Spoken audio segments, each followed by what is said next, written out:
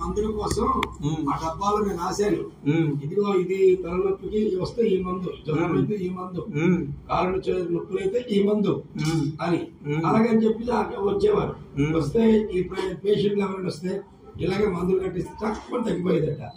అలా పేరు ప్రఖ్యాతులు వచ్చాయి. ఎక్కడైనా తిరుపతి రెడ్డి దగ్గరికి వెళ్ళిపోతే చక్కగా మనకి జబ్బు నయం అయిపోతుంది. తను చేసింది ఏది లేదు, స్వామి తాలూకా మహత్యం. స్వామి ఆయుర్వేదిక్ కూడా చాలా చాలా చేశారు. తనకి మించింది లేదు, తనకి తెలియని వైద్యం లేదట.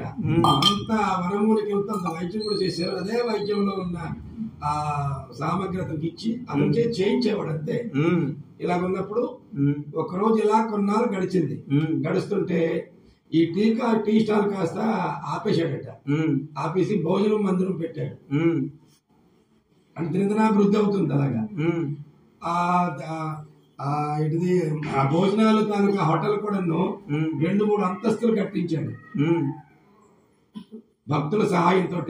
ఎవరిదో రూపాయి తీసుకునేవాడు కాదు. మీకు ఇది ఉండాలి, మీకు అది ఉండాలని భక్తులే వచ్చి దానికి అవన్నీ సదుపాయం చేయించేవారు. ఇలాగుందంటే మరి ఇలా ఉంటుండగా హైదరాబాద్ వాస్తవ్యులు ఎవరో ఒక ఇద్దరు వాళ్ళు శ్రీశైలం వెళ్ళి దర్శనం చేసుకుందామని బయలుదేరారు. దారి మధ్యలో పెద్ద యాక్సిడెంట్ అయిందట. ఆ యాక్సిడెంట్ లోని ఒక ఆయన కాళ్ళు చేతులు మొత్తం విరిగిపోయి రక్తపు మడుగుల్లోని గిలగిలగిల కొట్టుకుంటున్నాడు. అక్కడికి ఆ స్పాట్ దగ్గరికి హైదరాబాద్ వెళ్తే ఎంత త్రోవో, శ్రీశైలం వచ్చినా అంతే త్రోవ.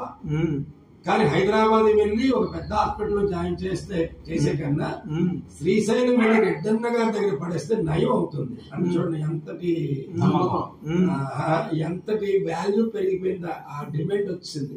అంటే నమ్మకం, ఆ మందులు ఎలా పనిచేస్తే చూడండి. తర్వాత తిన్నగా తీసుకొచ్చి రెడ్డన్న దగ్గరికి పడిస్తారు. ఏంటన్నా ఇది ఇలాగని చెప్పారు.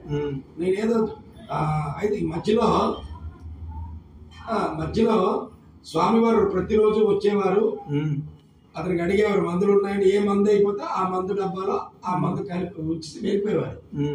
ఒక రోజు ఏమొచ్చి అడుగుతాడు, స్వామి మీరు అన్ని మందులు ఇచ్చారు, మీరు ఇచ్చిన ఈ పేరు రాసిన వాటిలో కాకుండా కొత్త జబ్బులతో నాకు అడుగుతుంటారు స్వామి, నాకేం తెలియకుంటుంది. ఏదంటే మరొక డబ్బాలో మందు పెట్టి ఇది సర్వారోగ నివారణి, నీకు తెలియని భాషలో ఎవరైనా అడిగితే ఈ మందు తగ్గుతుంది అని చెప్పున్నారు. అయితే ఈ లోపు ఈ పేషెంట్ వస్తే అప్పుడు చెప్పారనమాట, సరే నువ్వు మీకు తెచ్చారు కదా, చూద్దాం, ప్రయత్నం చేద్దాం, నాకు స్వామి ఎలాగ ఇచ్చారు కదా, సర్వరోగ నివారణ ఉంది కదా అని ఆ భస్మాన్ని తీసుకొచ్చి మొత్తం ఒళ్ళల్లా పోయించాడట. అది చేసే విధానంలో చేశాడు అనుకోండి.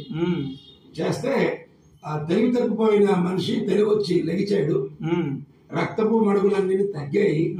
అప్పుడే చెప్తారంటే, నాయన నేను ప్రాణ భయం మీకు లేకుండా నేను చేశాను, ఇబ్బంది ఏట్లేదు, ఇప్పుడు మీరు హాస్పిటల్ తీసుకెళ్లి ఆ కట్లు కట్టించారు, కట్టిస్తే లెవెల్ అయిపోతుంది అని చెప్పి పంపించారు.